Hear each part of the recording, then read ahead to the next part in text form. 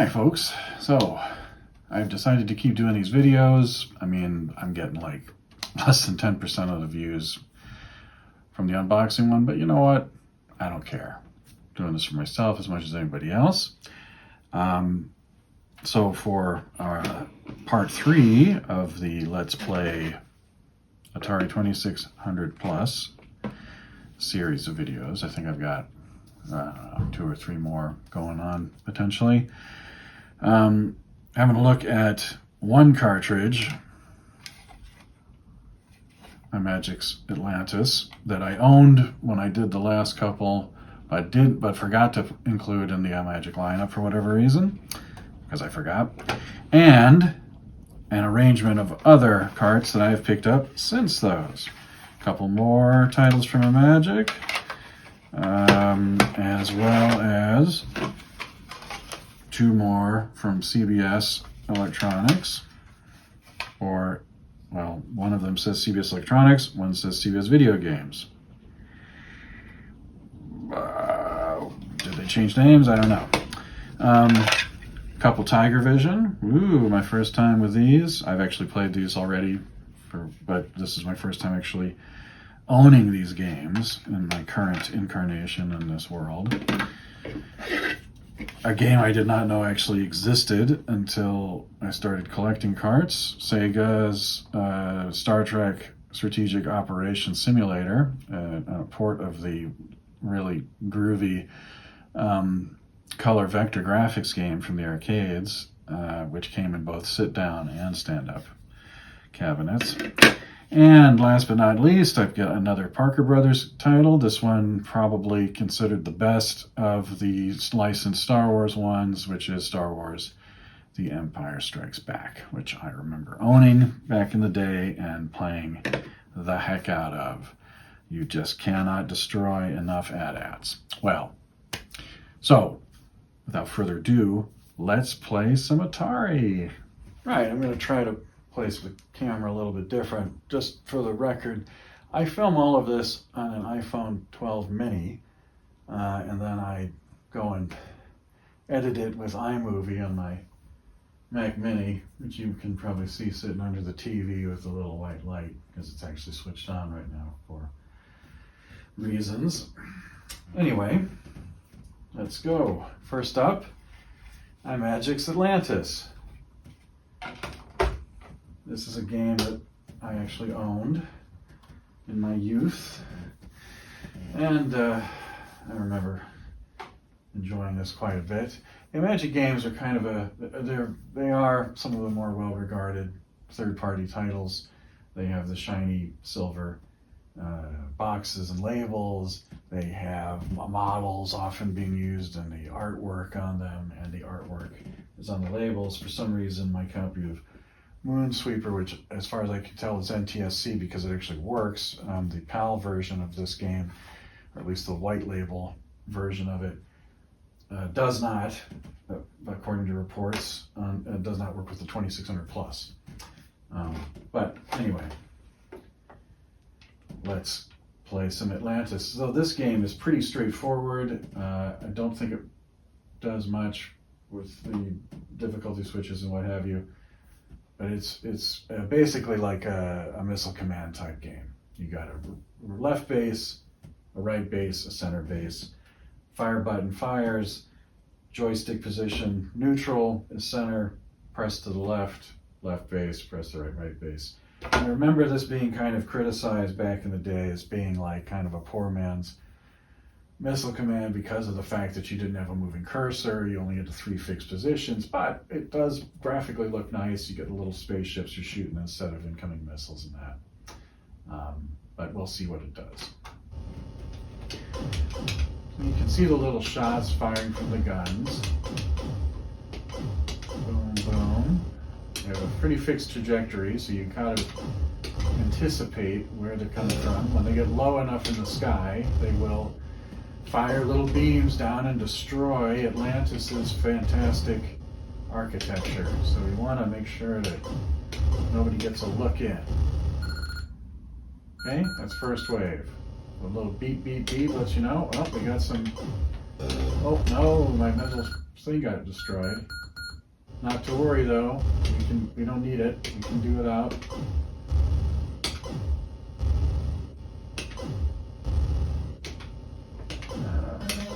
Oh, now that one making the tone, that's the buzz bomber. If you kill one of those, blows up everything on the screen, which is pretty handy. So it acts like an enemy, but it's also like your smart bomb.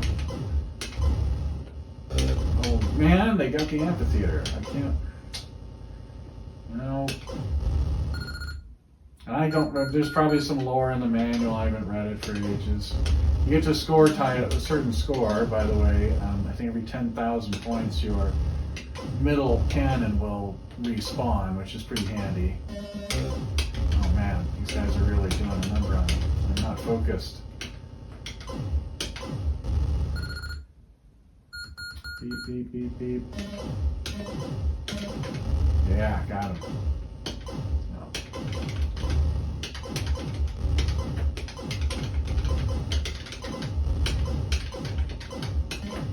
Oh, you bastards, I can't. Alright. One piece architecture left. It looks like it's the oh, it doesn't matter. I'm pretty sure that was the exhaust vent for the escape hatch, which you saw the little ship flyway at the end. That is trivia. The same spaceship that is the landing craft that you're using to beam up your friends on the alien planets in Cosmic Arc.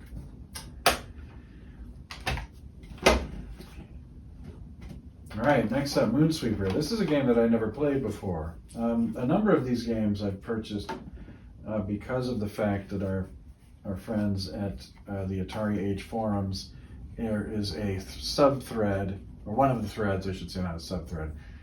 It doesn't have pinned status. But there is a collecting for the 2600 plus thread in the 2600 plus sub-forum of the 2600 subforum of the Atari Systems forum in the Atari Age forums. And in there, people have been posting pictures of their purchases, and some of these are carts that I never heard of before. And I decided, based on glowing reviews from my fellow forumites, to get some of these, this being one of them. This is quite an interesting take on, I remember someone saying it was kind of like Lunar Lander, and it really isn't, but it does have stages. I mean, look at it's got a groovy attract screen with animation, very inviting. You know, this is a game that could have been an arcade game, really, because of the fact that it's got different play modes. So the object of this game, I'm dead right away. So you have this little spaceship, and you're trying to orbit and get on this planet. And I'm not doing good here. I'm too distracted trying to describe this. So first you start in orbit of this star. And the object is to avoid the meteors and the bullets.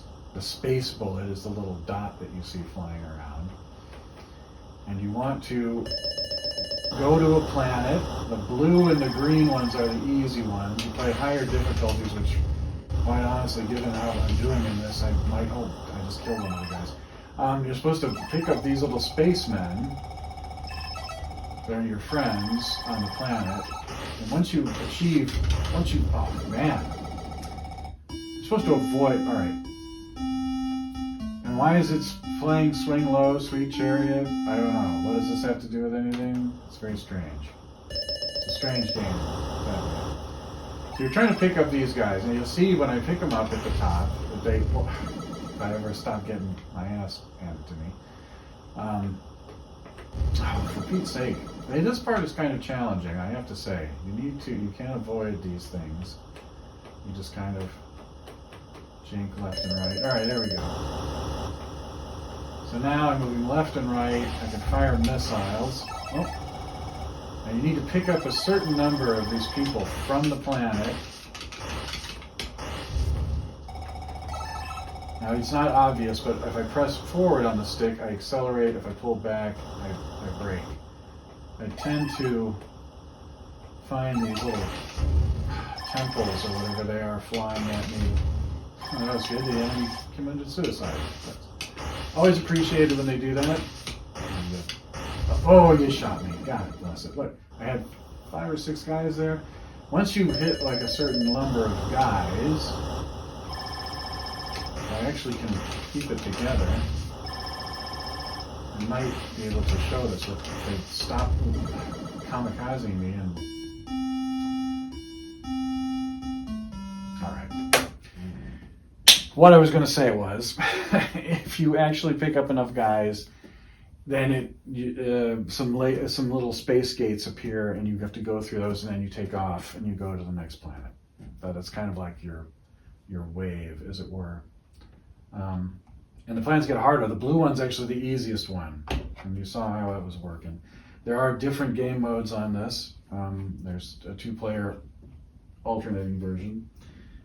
It's a pretty sweet little title. It's you know, kind of unique.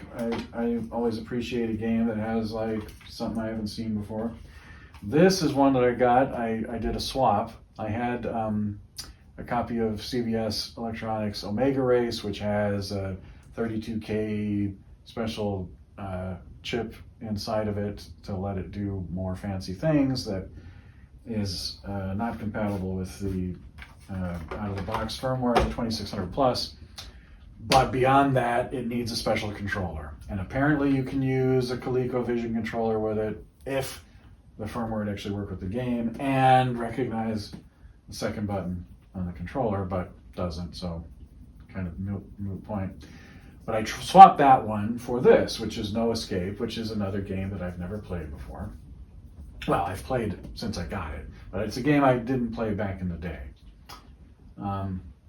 And this is some kind of mythological thing. So these guys moving back and forth on here are Furies, and you're controlling somebody. I don't know if it's supposed to be Perseus. The box part or the label has a Pegasus, which I would associate with Bellerophon.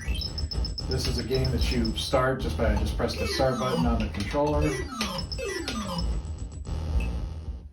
Now you'll notice, what I'm trying to do here is kind of a weird breakout variant, almost like Breakout meets Space Invaders. So I'm trying to drop these blocks on top of these guys' heads. If the block hits me, it'll kill me too. So I need to be mindful and stay out of the way. But you'll notice when I shot one at the beginning, it respawned. So if you try to just shoot them directly, you can. But what'll happen is they'll regenerate. You'll kill one and get back 2 or something. Oh, and I'm really messing it up. So you gotta be, and I think the difficulty switch determines whether or not I can control my shot. Or I'm steering the shot somehow. No, I'm not steering it. I think it's when I shoot, yeah, if I pull different directions, then the shot will angle. So sometimes they hit these things not intending to. The bar at the bottom, the yellow is like your life. And so every time you get hit, the yellow disappears. So you don't want to get shot and you don't want to get hit by a block. And you can see possibly that they're shooting little bullets at me as they go. And they're pretty savvy, actually. Their AI isn't awful. They seem to be able to... Oh, I got hit. So you really do have to lead a bit. Thankfully, you can outpace them, so... Nope. So it's pretty challenging, even like right out the gate in the beginning. Oh, man. Didn't mean to do that. Yes.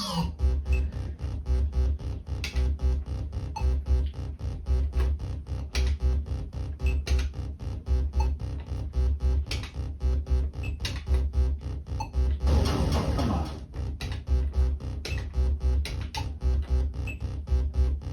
He keeps running away from me. Stop running away. Just come over and get hit by a block already. Watch out for falling objects. This temple is in need of repair. We just haven't gotten to it yet. But you'll be fine. I'm not sure why this thing's trying to kill me, but...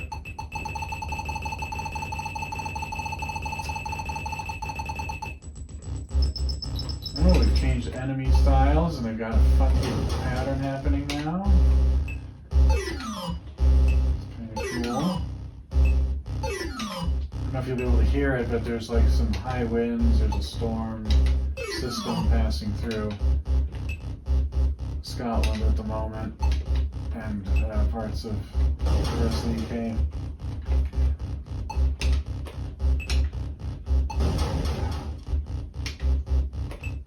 First time I played this, I racked up a pretty good score, but in this case, not happening. Look at that, animated, and at the end, I'm taken away by Pegasus. Bravo, me. Although, first time I did play this, I did a lot better. But it's a fun, it's a challenging Wii game. Interesting variant on Breakout, sort of. Right, Gorf. Now this is a game that has multiple stages. This is a port of an arcade game, so it's trivia time. Midway had, Midway being the company out of Chicago that also was one of the eventually merged or purchased, I don't know the detail. Bally Pinball, Chicago is the birthplace of pinball machines, and rightly proud we are of that. But they also, as everybody did once it became the craze, to put their toe in on the arcade front.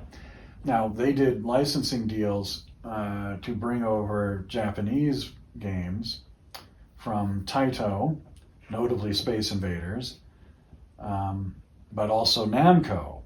So if you were in arcades back then, or if you see machine marquees and that now, you will find that Pac-Man machines will have a Midway logo on them. I think they might have also, I can't remember if they did the deal with Nichibutsu or if that was Centuri, somebody else.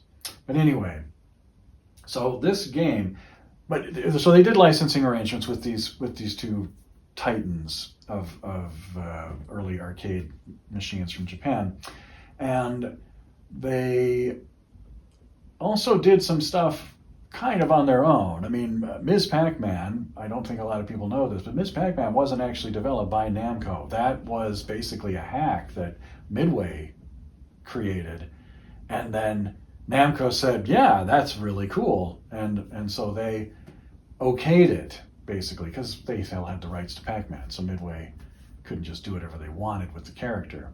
I believe Pac-Man Jr. is also another Midway creation that was then sold back, if you will, to Namco. And Baby Pac-Man, the weird, not so great Pac-Man video, merged with a small pinball machine, was also a Midway in-house creation, as was Gorf.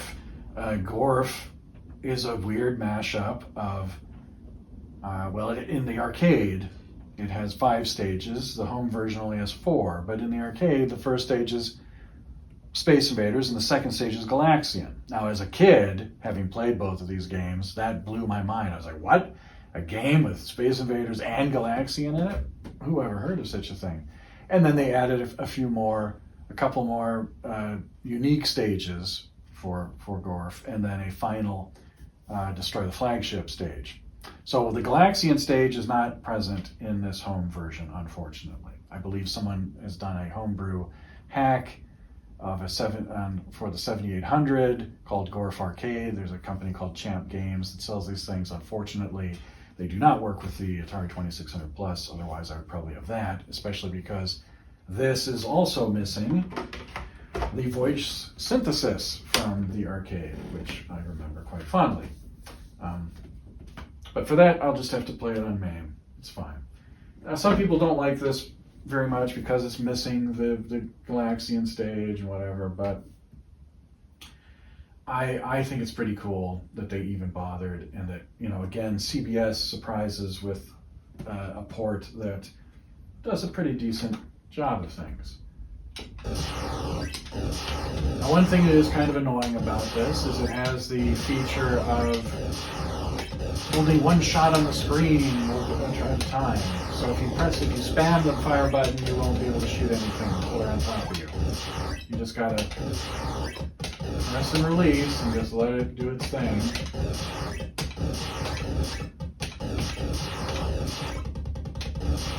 Not as challenging as Atari Space Invaders, to be sure. Oh, I got hit right off the gate. That wasn't as spectacular as these things are all trying to crash into you. And you gotta blast. There you go. Oh. Thankfully, they give you a few ships because those things are not fun. And then you have this one where this thing spirals out and you try to hit it. It's really hard to leave these. You gotta kill like 5 of them or something. I remember in the arcade this was the stage that really I found the most annoying as well because the thing spins around. I'm doing pretty good right now though. Thankfully mitigated. Oh, there we go. I think this might be the last one, I hope.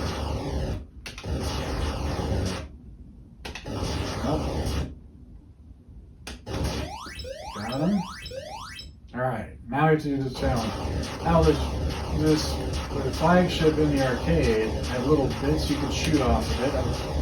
And this one, and the bits would come down and you could shoot them again to make points. Not so here. Here, oh, I had it right there. You're trying to get the shot into that little gap. How did that not do it? Come on.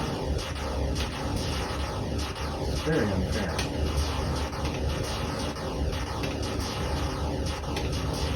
There we go.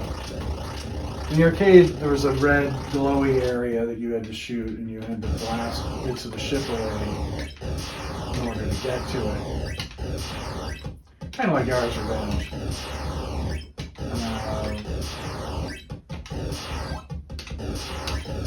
But here they just went and settled for, well, we're not animating all these little chunks coming off. Some scanline fun happening. Alright. But it's playable, you know. I think when you add different stages to Atari games, it makes them a little more interesting, you know. Is that it? Yeah. So that's that. Now in the arcade at the end, it would tell you like, oh, you know, you got to, depending on how many times you cleared everything, you would get a rank of Space Cadet or Space Lieutenant or whatever. And that you got to look in the manual to see what you got. They won't tell you here. It's, you know, but it's not a bad game. I got a whole bunch of carts from a company called Raven Retro, based out of Alabama, I think, or Atlanta, something like that. Again, a link in the thread that I mentioned before, the collecting for the 2600 plus thread. Someone posted a link to these guys and they had a load of carts, and I said, let's do it. And I got a couple of these CBS carts. This being the other one, Solar Fox. This is another arcade port. That seems to be what CBS Electronics did, is they licensed some arcade games from Midway. At least those are the ones that I have. And then, released them. Retro Raven, just to give a wee plug. Postage to the UK, I got 8 carts rather, from them. All in.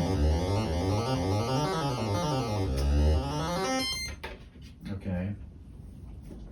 All in was like 22 quid, not too bad. I think altogether I spent like $80, which I'm like, some of those games might have sold for a little pricier.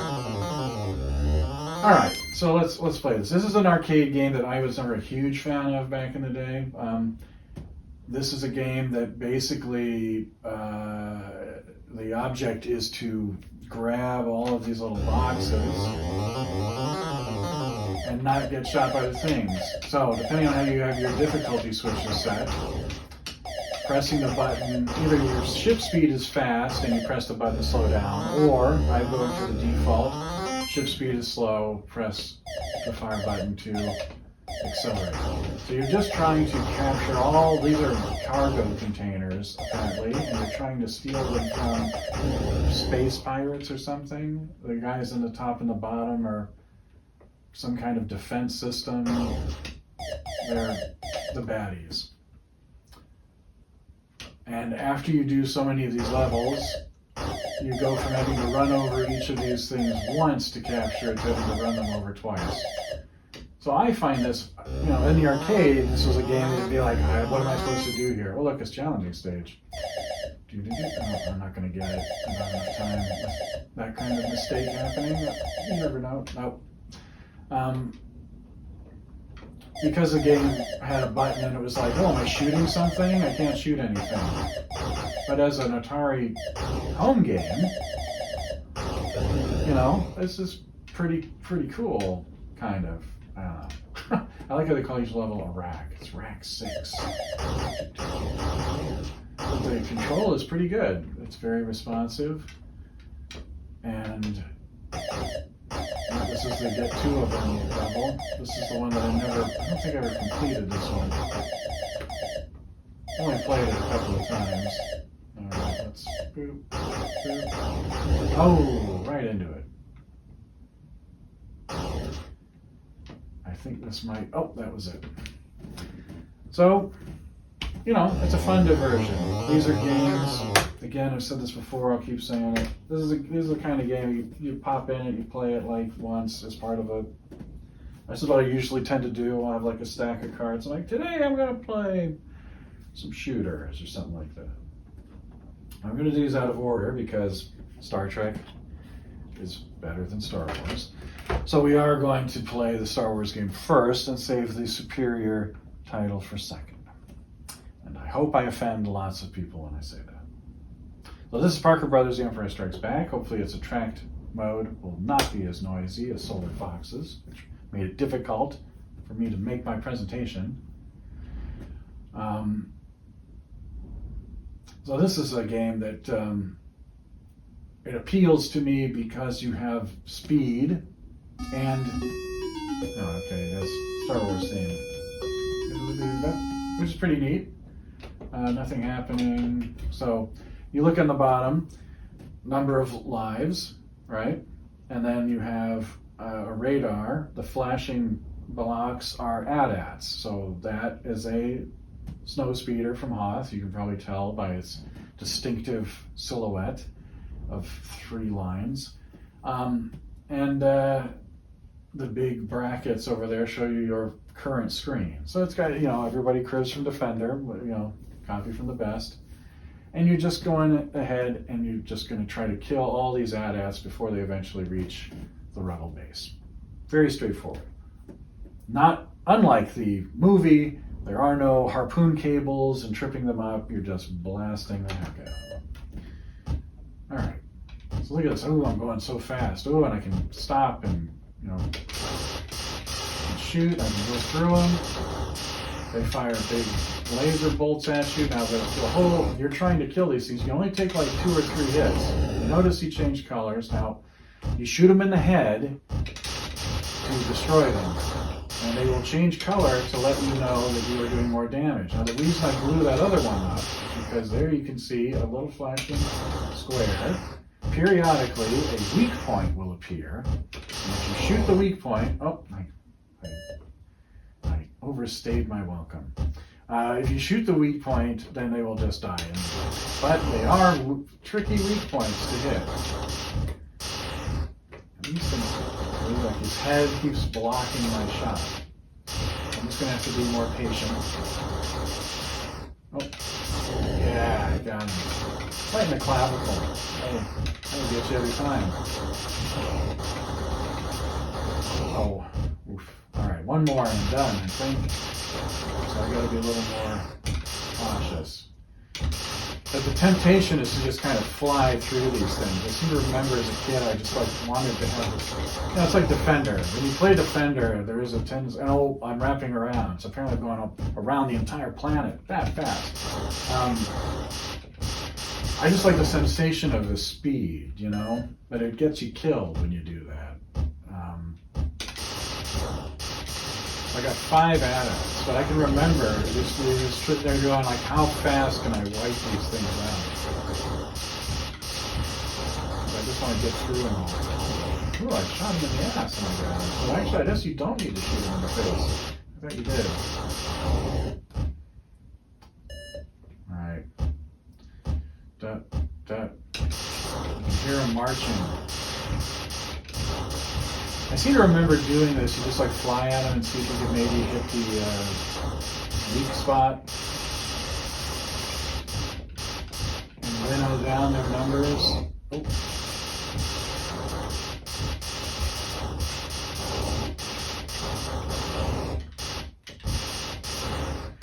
Alright, so it's not that you have to hit the head, you have to hit the body of the thing. The legs has no effect. Now that's my tip. My tip for how to play this game. Don't shoot them in the legs. Not effective. Contrary to the movie. Those legs are too strong for blasters. Aim for the face. I think is what Luke said. There we go. Ah. And there's the Empire is won and they're bombing the rebels into oblivion, I guess. What can you do? The Empire's got all the money. Alright, so now, next and best. Star Trek. Now, interestingly, I bought this version, I got this from an American seller with the box, which is all beat to heck, and the manual, which is in pretty good nick, but most importantly, this. The overlay, which I'm not going to use because it's not actually that great. But it is useful as a crib to remind you of what you need to do. So this thing goes like this. Ooh. But there's nothing holding it in place. So playing with the stick, eventually you can have it so, oh wait, it's covering my fire button. That's not great. But how's all the controls from the arcade? In the arcade game, you had a spinner with your left hand to change the orientation of the Enterprise, because this is a top-down view on the main map, and then a smaller window, or wait, was it? There are different windows. You'll see it in the game. But there's different views presented to you. There's a meter showing you the number of photons you have and your warp drive power, and then a top-down view of the play field with the different things on it. You're trying to kill the Klingons, you're trying to defend the bases, and then a little first-person view so that when you are facing the Klingons, you make sure you're got them in your scope. But in the arcade, you had a spinner, and then you had 4 buttons, right? You had thrust, phasers, photon, warp.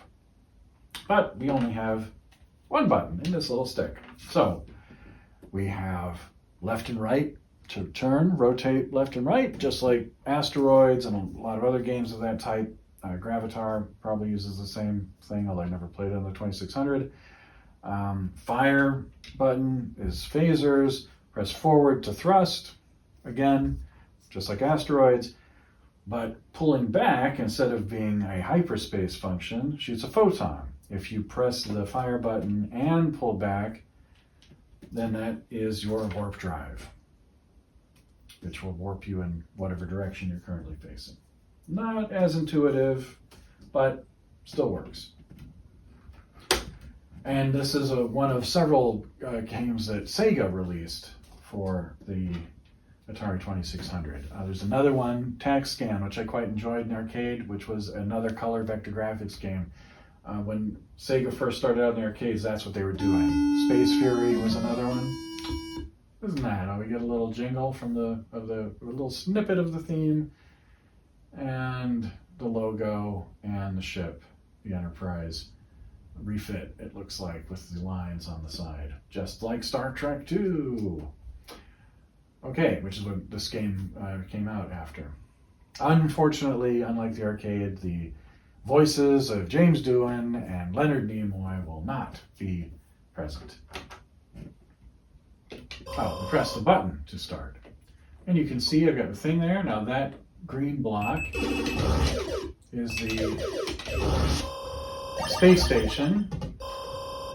And I have shields. That's the green, well, it's not really green, but that bar is. You might notice something. The Klingons have two different colored ships. Oh, this is not in the arcade, by the way. This is the add-in for this home version is a stage where you're trying to avoid the asteroids or meteors or whatever they are. So it's just a little interstitial stage.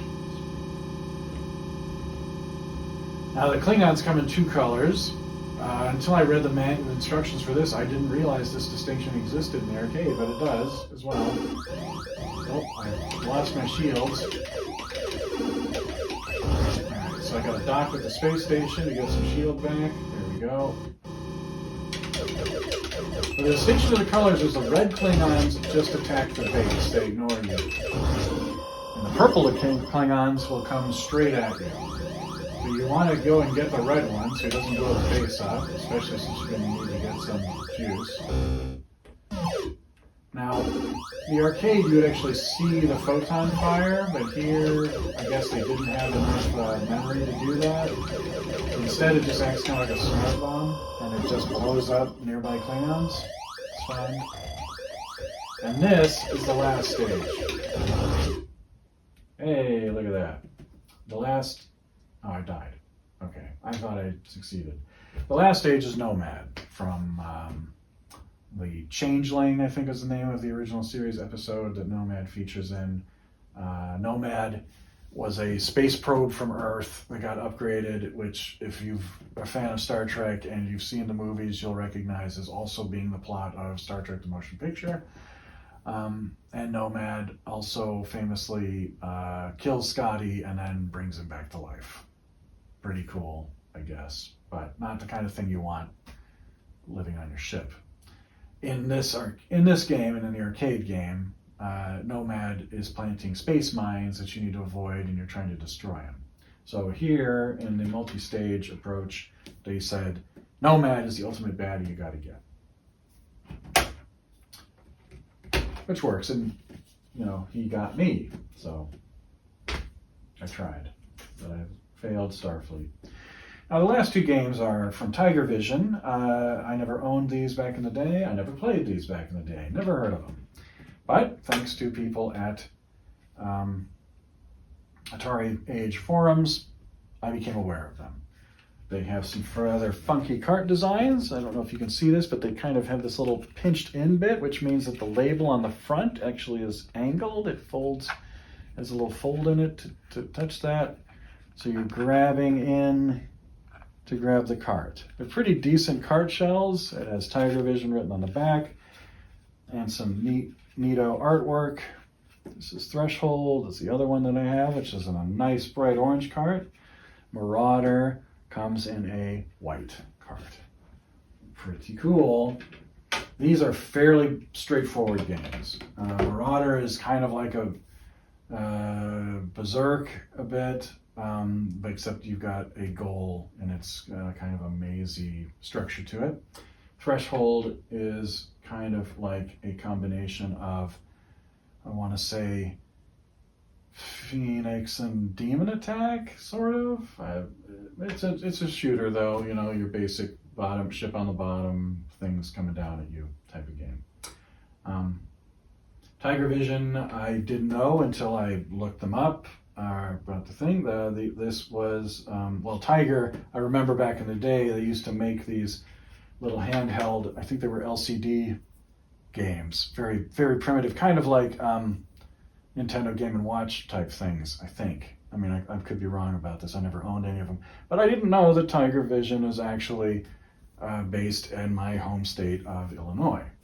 So that's kind of cool. But like many companies, these guys also got in on the Atari 2600 craze after Activision won their lawsuit against Atari. They won their lawsuit in defense against Atari. After the Activision staff, I've probably mentioned this before, but Activision, first third-party publisher on a console system. Atari sued them because they hadn't considered the idea that someone other than Atari would make games for Atari, and they said, well, we didn't say you could do that, therefore we should be able to stop you from doing that. But the court said, no, you used off-the-shelf kit, you did not build in any method of restricting access to your processors in the 2600 or the VCS. So therefore, you can't really say that they don't have a right to reverse engineer and make games for it. And after that, well, the floodgates opened up. Now, interestingly, years later, Nintendo and other Japanese console makers presumably saw this and learned from it, and they actually had licensing requirements that included access to lockout chips, that you had to have a certain kind of chip. And again, please correct me if I'm wrong, but I'm pretty sure this is correct, that if you were manufacturing cartridges for use with like the Nintendo Entertainment System, you had to get a chip from Nintendo that would allow your game to run, that the NES would look and check to see, is this chip on the PCB that's being plugged in right now? If yes, play. Now, people did reverse engineer this, and you do have unauthorized games. I think there were a handful of Christian video games, Christian-themed video games, Bible stories, stuff like that, that were not officially licensed because, of course, if you were going to release for Nintendo, they got to get a cut. And they got to approve your game. And so there were people that, but the number of like pirate or bootleg or whatever you want to call it, games released for the Nintendo are very tiny. Because mostly, if you're going to bother to release video games and build cartridges, just do it, go through the right channels, I guess. Interestingly, though, the point of this trivia moment is Atari, after, or Warner Communications, I should say, so we're talking about Atari games. After selling off the Atari home computer and console system to Jack Tramiel, they created a new company for a home console called Tengen. Now, Atari at the time still had home rights for, I think, some Namco titles, and they also, and you'll have to see the Apple TV Plus show Tetris for more details on this. Not a lot, but Atari also thought that believed they had the rights for Tetris for the arcade and home consoles at the time, which was later invalidated.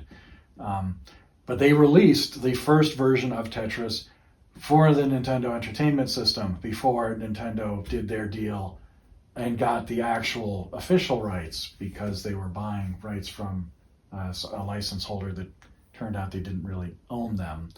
It's, again, the movie's great. See it. It's really convoluted and interesting and explains some of this stuff. So, but the point is, Atari released for the Nintendo Entertainment System a version of Pac-Man that is regarded as a very good one, and Tetris. I don't know if they did anything else, but Nintendo took Atari to court, and Atari said, hey, you remember that court case that Atari and Activision had? And the court said, well, yes, except that in this case, Nintendo actually did restrict access to their system, requiring you to have this chip, and you decided to reverse engineer it, sidestepping their attempts to restrict access. Therefore, you are in violation, and as a consequence, they had to destroy copies of this game. These are very rare collector's items today, if you can find them. Otherwise, you're probably going to have to get them in ROM format if you want to play them. The Tetris from the arcade, by the way, is a very good Tetris game. So it's a real shame. But thankfully, MAME exists to preserve these things for all time. Anyway, completely nothing to do with this, but let's get on and play some Tigervision. This one's Marauder.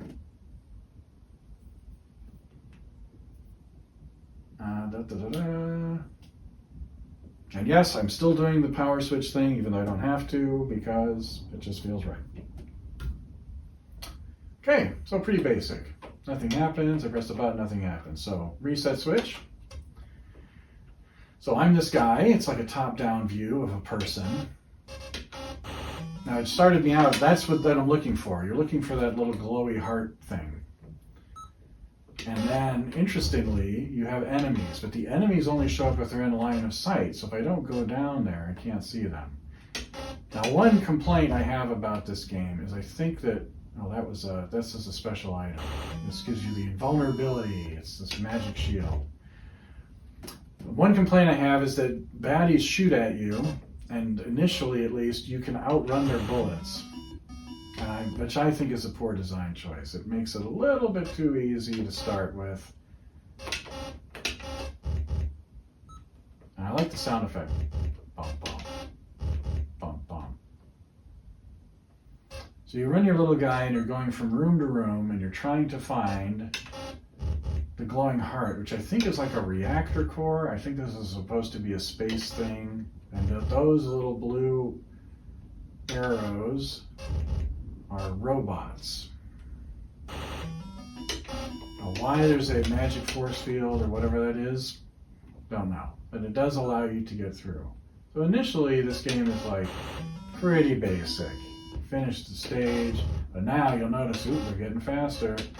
Their shots are still slow. Oh, they got me. Look at that. I'm spinning around like a mad fiend. I'm a whirling dervish of death. Well, or dying whirling dervish? Cool. And if you play this game enough, then you will know exactly where, the thing is in like relative position to some of these rooms. Each room is a different shape, so that once you recognize the shapes of the rooms, then you can find the core more readily. But I have had it before where I played this and it'll like start me out right next to in the core room over and over, because it does put you in like a random location each time. But you got, I just wish it was a little bit more challenging. It's pretty easy compared to something like Berserk, say. The fact that I can like go out and have a sandwich and then come back and the bullet's still traveling down the corridor, that just seems like a miscalculation to me. And probably don't have an invulnerability shield, I would have said.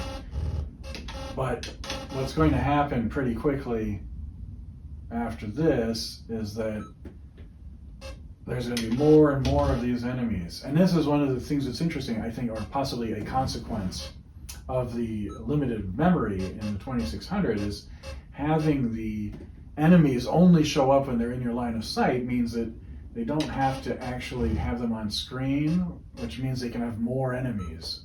So you won't have like 8 or 9 guys coming at you at the same time, but you might come out in a corner and there'll be like 2 or 3 of them every single time. So you can get overwhelmed. So that's one of the things about the 2600 is you end up with the best developers for it have to come up with some pretty creative solutions to work around some of these memory issues. Other ones, of course, involved adding additional memory chips inside the cartridge themselves and then addressing those chips. Unfortunately, hey, look at that. I was getting shot in the back and I just ran away from it. That shouldn't be possible. I should have just been dead. And look, it started me out in the reactor room. Like, okay. Oh, right next to a baddie. That's not cool.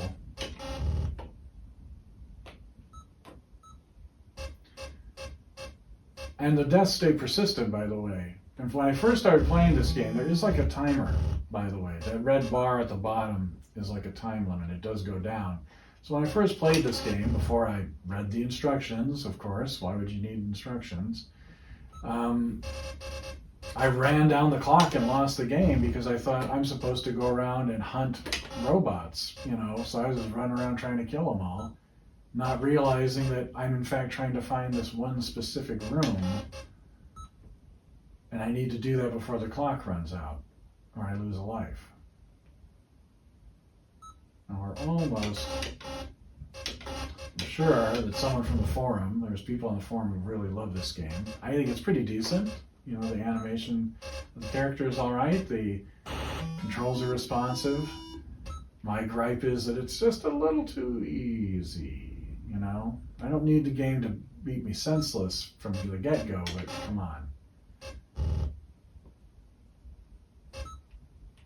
I'm just going through the same places. I need to go on a different level.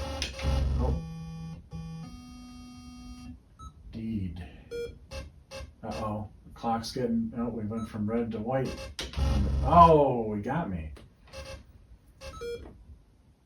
All right, I hear you. The hour is getting late. Oh, there it is. Ooh, didn't get much of a bonus there. Oh no. Last life. Oh, and he got me. I knew it was going to happen. So now, so the shots aren't super fast, but they get pretty fast. So as long as they get close enough to you, they can spam their own fire button and clobber you. All right, threshold.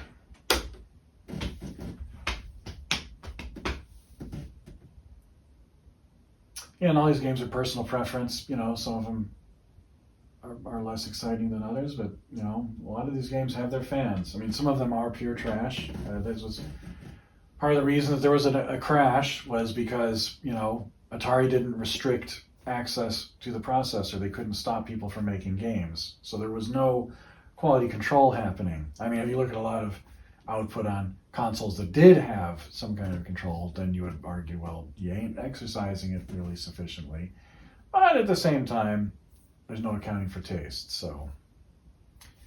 But you can limit to purely rubbish. You know, I mean, the number of bootleg games that are basically just clones of other games, just pirated effectively, or especially overseas where Atari didn't necessarily have an official presence, but people still wanted to play the games. They would get the console and, you know, someone would hack together a bunch. You see these weird carts that are like 2 or 3 games in one. I mean, we have them for the 2600 plus with dip switches and that, but there were games that actually had like a selection menu on the front that would be like 2 games in one, and that are like renamed, but they're basically like either Activision games or something else. Enterprising, we would say. But all of this kind of stuff contributed to the downfall of the 2600 sales or the home console market in the early 80s, because there was just so much rubbish flooding the market. People will blame E.T. I've played E.T. I would actually like to have E.T., but now, because of its cult status as being the game that killed the home console era of the 70s, it's become a collector's item, I guess, which is a bit strange. But that's not a horrible game. It's not really that different from Adventure or Raiders of the Lost Ark, which will be a subject of a future Let's Play. You know, it's a fetch quest. Find the things to make the thing, to phone home, get E.T. to the ship. You know, it's really not horrendously bad. It's not great, but you're making a game based upon a movie about kids trying to save an alien. So there's nobody to shoot. I mean, you know, that's a tough ask. Not to mention which, who wants to play that game, I guess. Anyway, this is Threshold. Hit the reset switch. So I got flying birds, very similar to demon attack stuff, but they're coming down at me. Enemies have guided bullets. And as with Dwarf, only one shot at a time on screen. I appear to have a ticking clock on the little bar getting spawned on the left side, so I can't just shoot these at my leisure. I really have to get them. These guys are the carpet monsters, think of them as.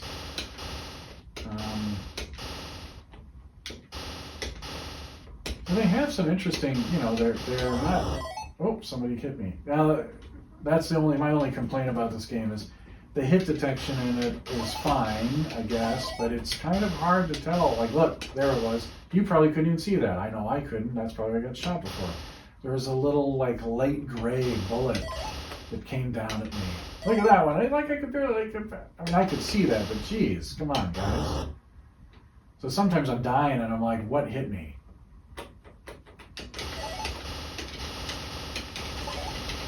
I can spam it when they're right on top of me, but then I can get killed quite easily. I'm going to give one more go. How long this is going to turn out to be. I thought I'll just keep it limited to 9 games this time, and then maybe I'll end up with like one 1-hour video instead of 2 1-hour videos, but we'll see how successful I am in the edit this time. I don't like editing down these play sessions though, because I kind of feel like I lose the thread of the conversation. I can't find a good place to cut because I just keep chattering away. But that's part of the charm. Hearing my nattering. Anybody can make a video that's like 5 minutes long of silently playing some game from 40 years old. But only me, people like me, can be granddad and tell you all what it was like to live through those times. And I got shot by an invisible bullet again. Weak. All right, anyway. That was Threshold. So not a bad Wii game, you know, it's another in a series of ship on the bottom of the screen, back and forth, shoot the things coming down from the sky to try to kill you. One of the, you know, there's like a few different genres of game that Atari did pretty well, enough that a lot of people did them. Shoot things, Space Invader style, maze game, eat the dots, you know, eat the dots or run around the maze and shoot things.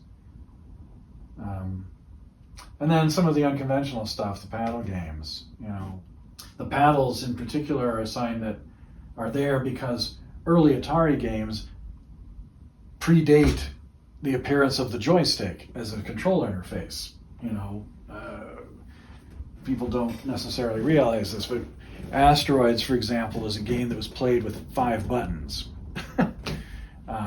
Rotate left, rotate right, thrust, fire, hyperspace. Computer space, same deal. And then you had all the paddle games, and then the trackball games. I mean, I don't think there's an Atari game with a joystick until like, I mean, even iRobot, which was like the last one released before the Atari games split off from Atari Corp, used an analog joystick. But the fact is that Atari used unconventional controls. So having this on the home system, you know, was kind of new for Atari games, really. I mean, there's none of their arcade games had joysticks. So when you try to adapt something like that, all these analog-based control schemes, it becomes challenging when you're in the modern era and everything's, you know, when most of your stuff is digital, doesn't work too good.